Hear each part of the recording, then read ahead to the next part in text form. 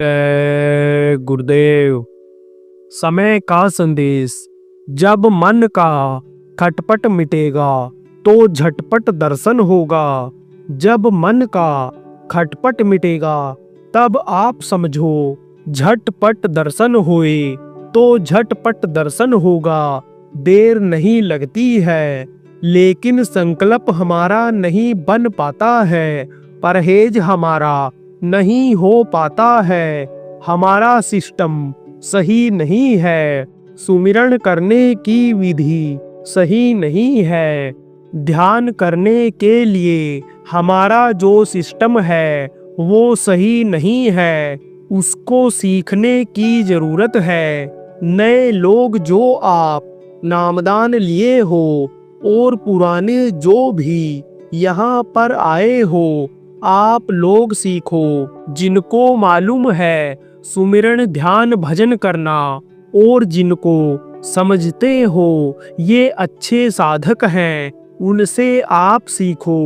पूछो तौर तरीका और यही मन जो तेजी से भगता है वही रुकने लगेगा। जैसे घोड़ा बहुत तेज भगे, अब नहीं मालूम है नया घोड़ा आपने ले लिया और उस पर सवारी किए और बहुत तेज भगा। तरीका नहीं मालूम है रोकने का, तो कैसे रुकेगा? फिर तो गिराएगा वो आपको कहीं ना कहीं। लेकिन अगर मालूम हो गया, घोड़ा सवारी करना सीख लिया किसी से, तो लगाम खींचते ही घोड़ा रुक जाएगा।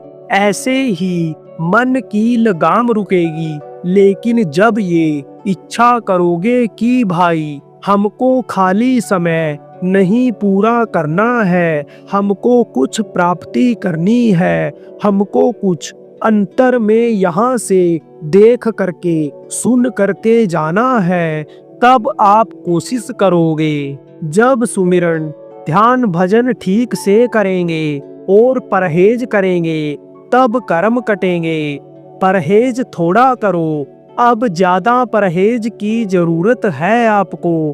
परहेज किसको कहते हैं कि जैसे मर्ज हल्का होता है और उसमें कम भी परहेज अगर किया जाए तो मर्ज बढ़ता नहीं है।